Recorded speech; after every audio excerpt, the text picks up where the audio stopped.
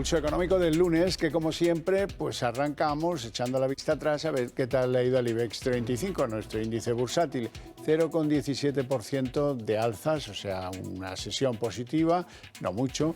El índice general termina en 9.378,5. Algunos valores han aprovechado el día para subir claramente. Acerinox 2,75 arriba. La holding de Iberia y de Vueling, IAG, también sube 2,57 y en tercer lugar Fluidra 1,61. En el lado de los que hoy han tenido peor ejecutoria, Santander, la que más se deja en la sesión, 1,97 abajo, BBVA 1,38 abajo, Mafre 1,03 abajo. Y a continuación les vamos a adelantar algunos de los elementos que seguro más les interesan de la mesa de análisis económico que mantenemos aquí cada tarde con los mejores expertos para que a ustedes, desde donde nos vean, no se les escape detalle. Bueno, y en esa mesa de análisis hoy tenemos que hablar de las previsiones que ha hecho Funcas. Funcas sube 5 décimas el pronóstico de expansión del Producto Interior Bruto español hasta el 1,5%, mientras que dice Funcas que el año que viene, 2024, va a caer 4 décimas y va a, bueno, el pronóstico es que ese año se cierre con un 1,4% de avance. Y hablaremos del precio de la vivienda. Hoy decía el presidente del Gobierno que va a sacar 50.000 viviendas del fondo que maneja Sareb, de viviendas que no se venden, para promover la vivienda protegida. Pero lo importante es que el precio de la vivienda ha subido en marzo un 6%. O sea que ese es el dato que tenemos que comentar. ¿Con quién? Con nuestros invitados hoy. Don Juan Iranzo, catedrático de Economía Aplicada y director de Armadata. Muy buenas tardes. Buenas tardes y encantado de volver, porque ya empezaba a echar yo en falta pulso económico desde antes de Semana Santa. Señor, y nosotros a usted. Don Miguel Ángel Cicuéndez, vicepresidente de ASEAFI y consejero de Euroopciones Hispanos ICAP. Muy buenas tardes. Buenas tardes, pues nada, encantado de estar un lunes ya que no es fiesta y que estamos en business as usual, que dicen en inglés. O fiesta bursátil, que ¿verdad? No es fiesta en Madrid, porque en Valencia están haciendo la jornada de 4 días, todos los lunes. Están sí, el lunes es fiesta siempre. Bueno, vamos a la sesión bursátil. Vamos a comentarla un poco. Parece que se mantiene una inercia alcista al filo de los 9.400 con, bueno, pues con un tono general positivo. Miguel Ángel. Pues sí, efectivamente estamos en el mes de abril, que suele ser un mes alcista. Hay que tener en cuenta que en Estados Unidos todavía se puede comprar en concreto algún plan de pensiones para desgravar en la renta de allí. No es como aquí, que aquí ya lógicamente no hay ninguna posibilidad, ya nos retratamos en breve. Entonces, el mercado se está manteniendo ahí en una tendencia lateral alcista, pero de momento alcista, pero no sé yo lo que va a durar el asunto. Hombre, yo creo que va a depender muchísimo de la evolución de los tipos de interés y de las expectativas de crecimiento de la economía mundial, porque ahora resulta que en general las expectativas son algo menos malas para el año 2023, es decir, ya prácticamente se ha abandonado la idea de la recesión, pero sí se espera una fuerte desaceleración, sobre todo de cara al año 2024. ¿Eso cómo va a incidir en los resultados empresariales? Primera duda. ¿Qué va a pasar con los tipos de interés? Luego lo veremos, pero todo hace indicar que casi están tocando techo. Bien, ahora vamos a verlo.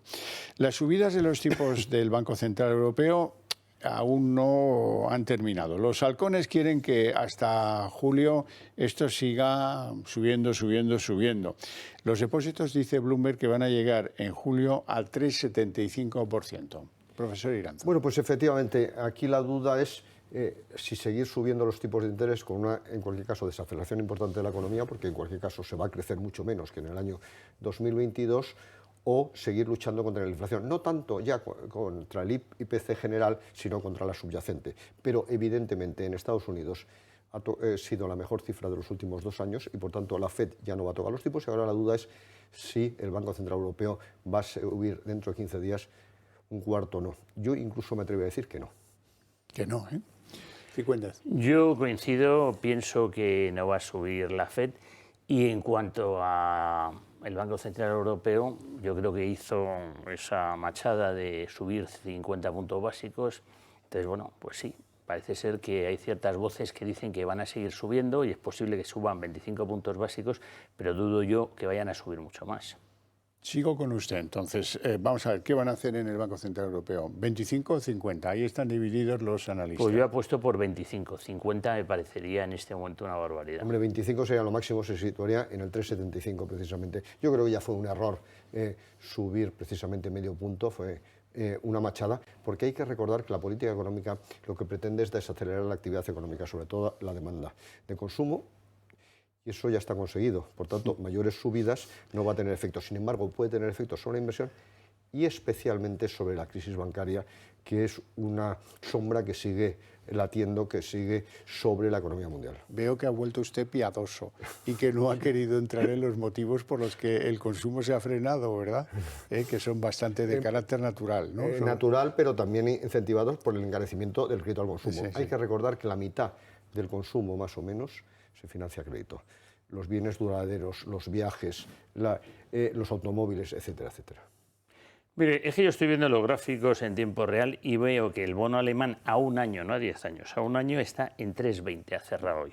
Y el bono español a un año está en 3,27. Entonces, oye, si pensaran que iba a subir, Claro, pues ya estaría aquí en el precio. Y de momento no está. Por eso yo me atrevería a decir que son eso, los que saben, los que no más sube listos de la o clase están 0,25. comprando y vendiendo. Claro, claro.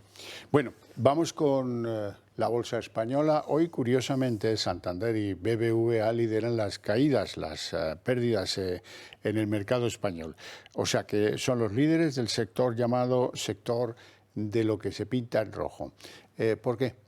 Hombre, yo creo que se esperan resultados, pero ya se ha anticipado por parte de la banca que pueden ser buenos, pero que ya se ven afectados, probablemente en un 3,5%, que es mucho, por este impuesto sobre la banca. Yo estoy indignado, lo hemos dicho en infinidad de ocasiones, pero permítame que vuelva a indignarme por una promesa más o un anuncio más, que es precisamente ese observatorio de los beneficios empresariales, que tiene mucho que ver, lógicamente, con la bolsa. Ahora resulta que nos van a decir qué beneficio les parece, altos, bajos, etcétera, y eso va a orientar incluso política fiscal.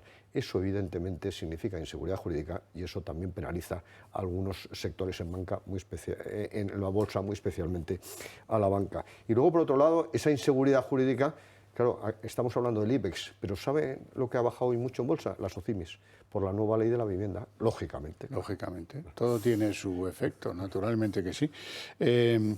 Los bancos.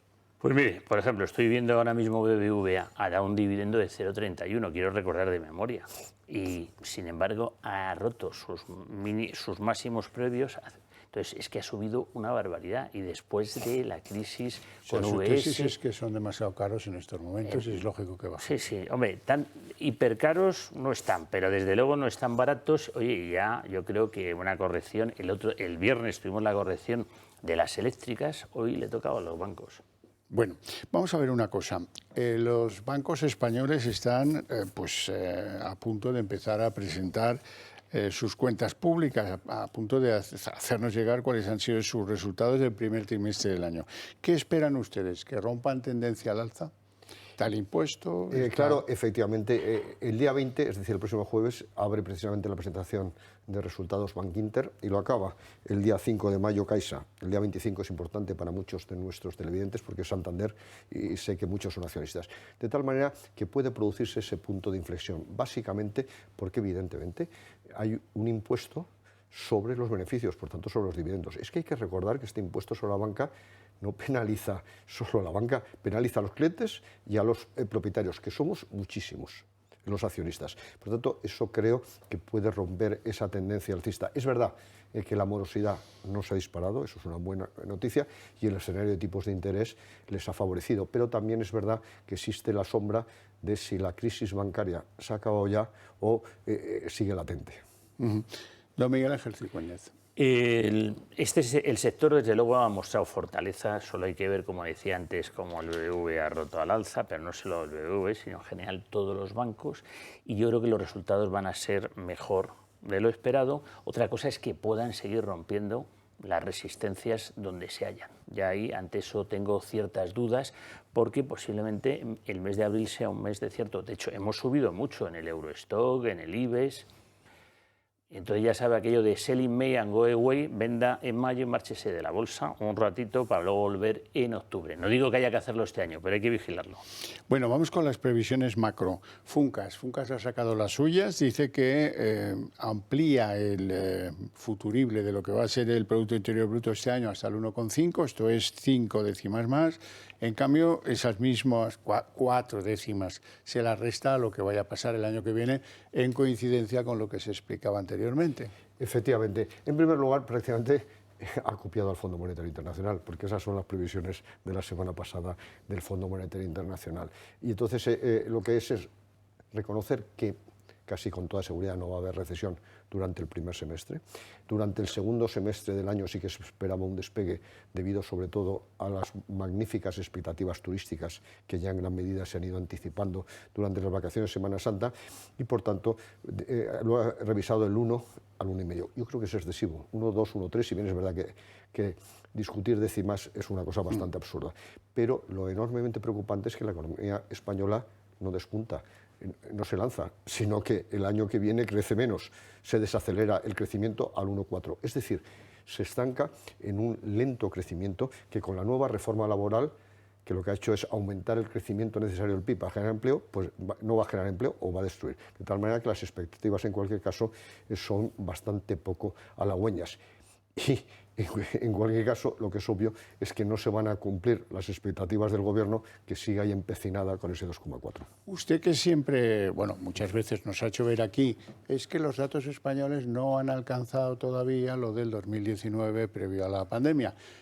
Hace unos días el Reino Unido alcanzó sus datos prepandémicos, pero nosotros todavía no. De todos los países de la Unión Europea, tan solo Chequia, Eslovenia y nosotros somos los países que no lo hemos alcanzado. Y eso es enormemente significativo. En primer lugar, porque fuimos el país de toda la Unión Europea y de la OCDE que más caímos. Hay que recordar siempre ese menos 11,3% que se le ha olvidado al señor Sánchez. Luego crecimos más, pero menos de lo necesario. Crecemos el 5,5 los 2 años pasados, pero evidentemente ha sido insuficiente. Y con este crecimiento probablemente tampoco lo recuperemos hasta el año 2024. Es decir, 4 años perdidos. Y eso evidentemente tiene un alto coste desde el punto de vista de empleo, de expectativas empresariales, etcétera. De renta per cápita, de ahorro. Bueno, de renta per cápita también decirle que somos el país que más ha caído, porque encima ha aumentado la población por inmigración. Somos el país de la Unión Europea que respecto a la renta per cápita del año 2019 hemos caído el 2,5%. Ojo, Irlanda ha subido el 30%. Espectacular. Poco puedo aportar a lo ya dicho por don Juan, pero bueno, simplemente yo quería hablar de cómo están. Por ejemplo, es que uno ve cómo está el futuro del gas natural, digo, el europeo, y dice, oye, es que está en 41, cuando lo hemos visto en 300 y pico. Y un día en 1000, que lo comentamos aquí. Sí. Entonces, digo, quiero decir, habría posibilidades de crecimiento y con la caída que ha tenido el petróleo y demás, de empujar y de que este lastre que tenemos pues se pudiera superar. También le digo una cosa, lo que dicen sus gráficos del precio del gas natural en Europa no se traslada a los recibos de este servidor que hay aquí, que usa gas natural en su casa. O sea, pero no está en tarifa regulada y como se topó precisamente el precio del gas, aunque ese tope estaba muy por encima de la realidad, usted está pagando los platos rotos. No, pero bueno, hay una tarifa, digamos, libre. Que está pagando los platos rotos, precisamente, claro, y yo también. Claro. ¿Qué me va a decir? Bueno, vamos al anuncio de hoy, espectacular anuncio el de Pedro Sánchez. Bueno, pues mañana el Consejo de Ministros parece que anuncia 50.000 nuevas viviendas para alquileres asequibles que provienen de ese instrumento Sareb, que se ha dado muy poca prisa en deshacerse de los activos inmobiliarios dañados en la anterior crisis. Y a eso le tenemos que asociar el dato de que en marzo el precio de la vivienda ha subido un 6%. El precio de la vivienda ha subido y el precio del alquiler también. Y precisamente se debe a las medidas restrictivas que está aplicando este gobierno. Y probablemente siga subiendo porque con las nuevas leyes, con la nueva ley que se establece, las nuevas normas, probablemente la oferta de vivienda, cuando menos libre, se va a ir reduciendo significativamente. Y luego, mire, a mí, ojalá me equivoque, pero esto del Sareb parece un poco una broma, por varias razones. En primer lugar, porque una parte muy importante de las promociones no están terminadas. Las que están terminadas otras ya requieren obras. Están deterioradas. Es que además ha sido un objeto de ocupación prioritario, sobre todo en Cataluña, etcétera. Es decir, lo han ocupado ilegalmente. Y luego, en tercer lugar, es que una parte también muy significativa son segunda residencia en costa. Que por para esto tanto, no sirven. que normalmente la gente no vive en la costa. Por tanto, nuevamente es un globo sonda que no tiene realidad, pero es que estoy viendo continuamente, yo estoy muy afectado, lógicamente, por todas las cosas que tienen que ver con Valencia. Precisamente había destinado a la Albufera una inversión de 715 millones de euros, porque es la zona más importante de todo el Mediterráneo, el humedal más importante. Bueno, pues resulta que ha dado 13 de los 715. De tal manera que esto de las 50.000 viviendas que tiene como objetivo, pues tratar de engañar y captar algunos votos de cara a la noticia de mañana. Presumir, presumir y presumir. Eso es. Yo soy el hombre que ha traído la vivienda pública, en fin, después de aquellas chapas que ponían con el yugo y las flechas, pues Pedro Sánchez es el que manda. a lo mejor sí, pone pero de esas PS, había muchas, de verdad. PS. Y luego, por otro lado, hombre, es que la nueva ley de vivienda penaliza absolutamente el alquiler. Y eso es una auténtica barbaridad. Es que no se pueden regular por ley los mercados. La obsesión ideológica, siempre, ¿no? Absolutamente. Bueno, ¿qué les pasa a las SOCIMIS con este encarte que toma el asunto de la vivienda reciclada y reutilizada para alquiler social o para alquiler o para vivienda pública a partir de ahora? Bueno, pues que se acuerdan de las leyes que había hace 30 años y que no podía subir los alquileres, y entonces, claro, no les queda otra que corregir. Y por eso han corregido, porque la ley no les gusta. Lógicamente. O sea, sencillo. Es que hay que recordar que hay dos formas de destruir una ciudad. La más rápida es bombardearla y la segunda, bloquear los alquileres, porque evidentemente no se mantiene, no se rehabilita, no aumenta la oferta, no se construyen nuevas, etcétera. Y eso es lo que hay que tener en cuenta. Es que, ojo, es que ya en el año 2022 se redujo la oferta de viviendas de alquiler un 35%, que se dice pronto. ¿Eso a qué llevó? A que el que quería una vivienda de alquiler por vez primera, los precios fueran altísimos, y en segundo lugar que se desarrollase mucho la economía sumergida. A mí me sorprende este gobierno porque una parte importantísima de sus medidas van a favor de la economía sumergida. ¿Por qué será? En fin. Bueno. Y a la movilidad geográfica, porque te tienes que trasladar a vivir a otro sitio para alquilar una vivienda. Cicuéndez, ¿qué está pasando en IAG? Hoy subía 2,57. El mercado aéreo europeo sigue con enormes turbulencias. Parece que pudiera desaparecer SAS, la Scandinavian Airways de toda la vida. Bueno, ¿qué está pasando? Bueno, pues las previsiones con el turismo en España son positivas, con Iberoamérica también, y oye, esto le gusta a IAG y bueno, es un valor que nosotros tenemos en cartera, que nos gusta y que creemos que está alcista y que tiene recorrido. Desde luego en estos meses se suele calentar. Hombre, evidentemente es coherente con lo que decíamos antes, de que es la recuperación de la economía española, leve, pero la recuperación en el año 2023 vendrá del sector turístico. Ya ha empezado durante la Semana Santa y se va a intensificar en verano. Y una parte muy importante de nuestros turistas vienen por vía aérea, y sobre todo de nuestros nuevos turistas. España cada vez es más destino de norteamericanos y de asiáticos. Un espectador me ha hecho llegar una pregunta que tiene muchísimo sentido común. Dice, han estado hablando ustedes insaciablemente de Ferrovial, su conflicto con el gobierno de España y tal, y no se han dado cuenta de una cosa. Para comprar acciones en España de Ferrovial o de cualquier compañía hay que pagar impuestos. Y esta persona que conoce bien el mercado en Holanda, por lo que parece, dice, es que en Holanda no. Es que aquí hemos inventado la tasa Tobin. Efectivamente, que es otra de las barbaridades que ha aplicado este gobierno. Pero ojo, no será porque nos lo dijimos, que eso lo dijimos aquí. Efectivamente, lo que pasa es que no nos hace caso. Como dice José Luis Balbás, está grabado. Eso está grabado. Eso está grabado, Vamos, pues efectivamente, claro que está grabado. A ver si los que entren en un futuro la quitan. Bueno, eso tampoco se acostumbra uno a las tasas. No tenga usted, efectivamente. Aquí para poner todo se dan prisa. Fíjese, el impuesto de la renta es provisional. ¿Se acuerda usted de la formulación? Y el de patrimonio también. Claro, también era... Bueno, el de patrimonio es muy reciente, es de los años 70. Claro, lo creó Enrique Fuentes Quintana, que fue uno de mis maestros, en el año 77, esas medidas urgentes de reforma fiscal. Y básicamente, además, no solo que tenía un carácter extraordinario, el impuesto extraordinario sobre el patrimonio, sino que no tenía carácter recaudatorio, tenía carácter de control sobre los esenciales, básicamente sobre la renta, porque no había informática entonces, y por tanto una forma de comprobar si uno estaba declarando bien su renta era por el diferencial de patrimonio. Pero ya no. Ya no, bajo ningún concepto. Nos hemos quedado solos en la OCDE, siendo el único país que lo tiene. Francia lo tenía, pero lo quitó hace unos años.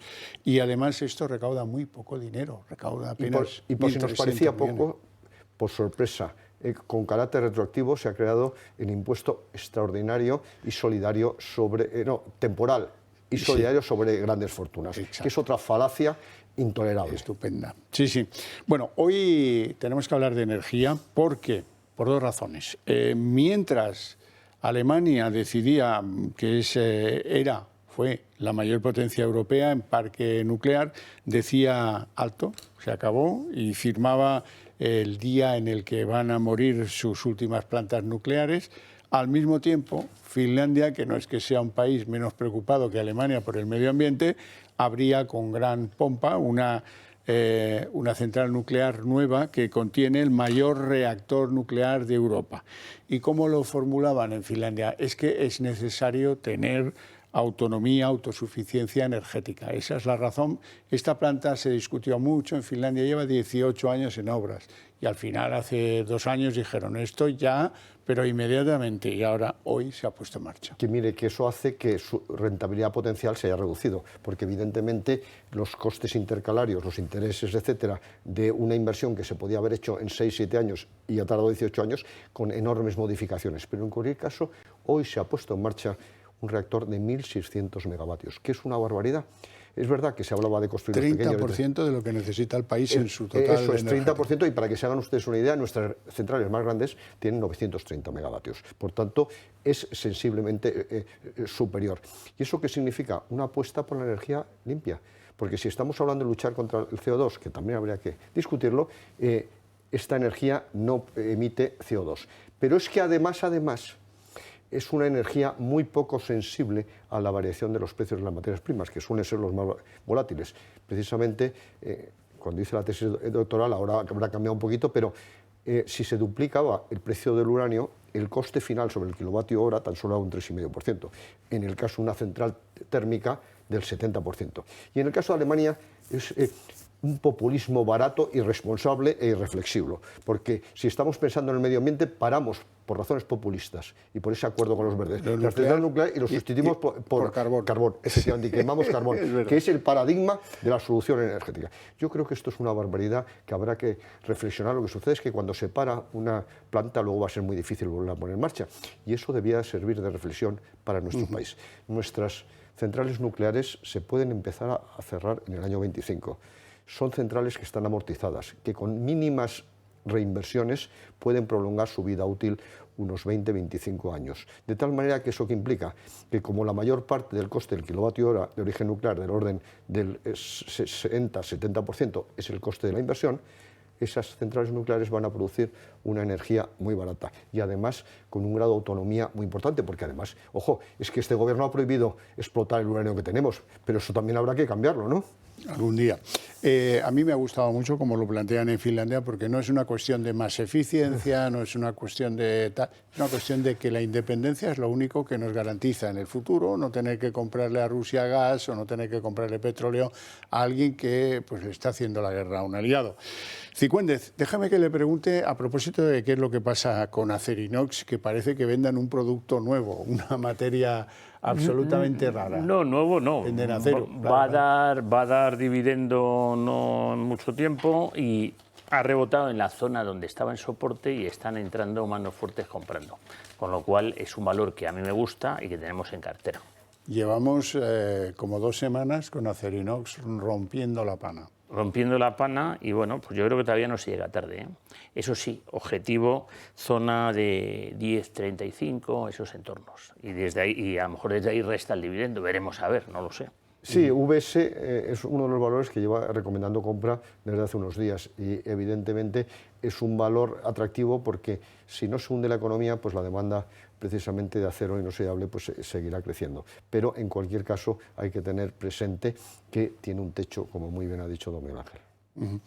Bueno, ¿algún elemento nuevo que quieran ustedes añadir? Usted me hablaba del el dinero que se ha ido de US, ¿no? Efectivamente, ha habido salidas importantes de depósitos de ciertos bancos que se han unificado hace poco, y lo cual pues no deja de ser sorprendente. Claro, es el efecto sencillo de quien no quiere ser 2 veces cliente del mismo banco, ¿no? Eso sucede en todas las fusiones y no parece que sea una gran suma de dinero, ¿no? Bueno, no está mal. Además, el Fondo de Garantía de Depósitos solo va a cubrir un depósito. Efectivamente, ese es otro de los motivos de los que hay que estar siempre al loro.